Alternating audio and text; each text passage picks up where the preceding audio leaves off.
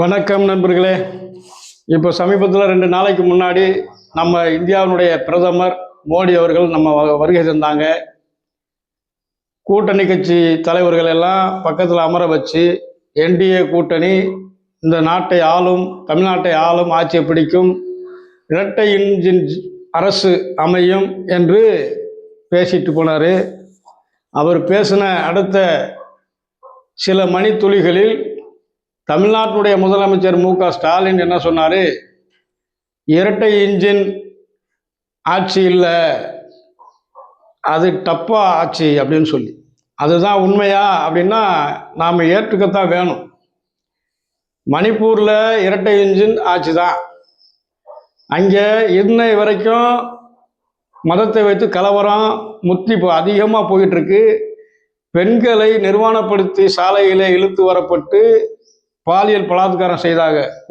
கூட்டு பாலியல் பலாத்காரம். இன்னை வரைக்கும் அதுக்கான நிரந்தர தீர்வு கிடைக்கலங்க. எவ்வளவு கொடுமை! பாரத் மாதாக்கு ஜேன்னு சொல்லி பிஜேபிக்காரங்க சொல்றாங்க. அப்போ பாரத் மாதா என்பது இந்த நாட்டினுடைய பெண்கள், தாய்மார்கள், அவங்களுடைய நிலை இப்படி இருக்கு. பல லட்சம் கோடி தமிழ்நாட்டுக்கு நான் கொடுத்துருக்குறேன், 11 லட்சம் கோடி என்னமோ சொல்லியிருக்காரு. காங்கிரஸ் இதை விட கம்மியாக தான் கொடுத்தது அப்படின்னு சொல்லி.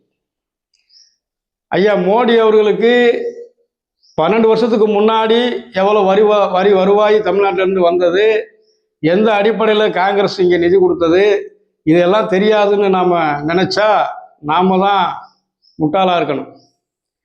ஜிஎஸ்டி வரியை கொண்டு வந்து மாநில அரசனுடைய வரி உரிமைகளை பூரா பறிச்சதோட எவ்வளவு வருவாய் இருக்கோ அதுக்கு தகுந்த மாதிரி தான் கொடுக்கணும்.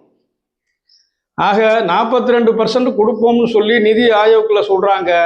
கொடுக்கறது என்னமோ 25-30% தான் கொடுக்குறாங்க, பாதி கூட கொடுக்கல. தமிழ்நாடு கடனில் ஆழ்ந்து போயிருக்கு, அதிகமாக கடன் வாங்கிடுச்சு.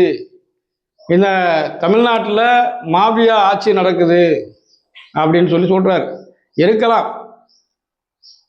ஒவ்வொரு அரசாங்கத்தையும் ஒவ்வொரு கட்சியும் பார்த்து இன்னொரு கட்சி பேசலாம்.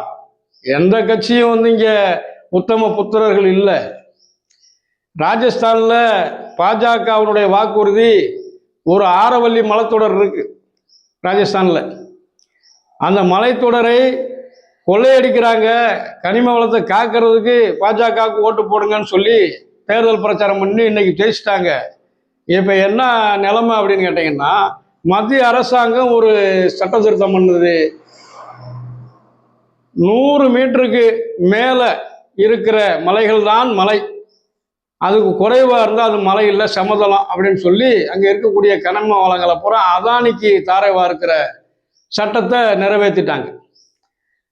அப்போது எதிர்கட்சிகளோ அல்லது ஒரு மக்கள் சார்பில் சுப்ரீம் கோர்ட்டுக்கு போகிறாங்க.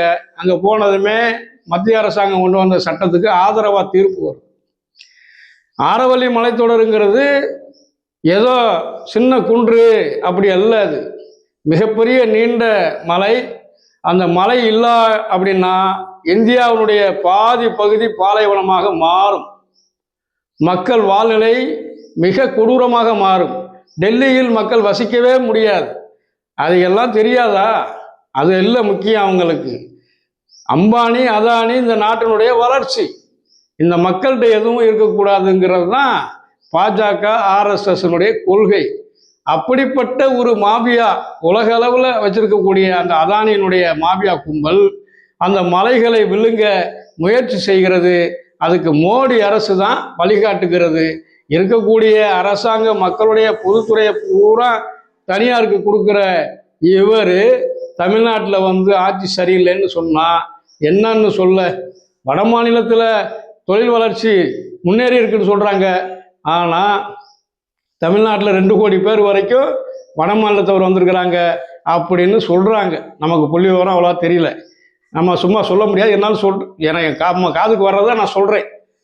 இப்படி தென் மாநிலங்களில் வந்து வாழ்ந்துக்கிட்டு இருக்கிறாங்க கூலி தொழிலாளியா.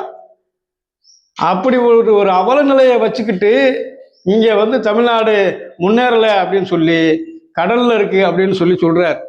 கடன் ஒன்று சொல்லும்போது தான் அவர் கடன் வாங்கலையா அப்படிங்கிறத நாம் சிந்திச்சு பார்க்கணும் நண்பர்களே.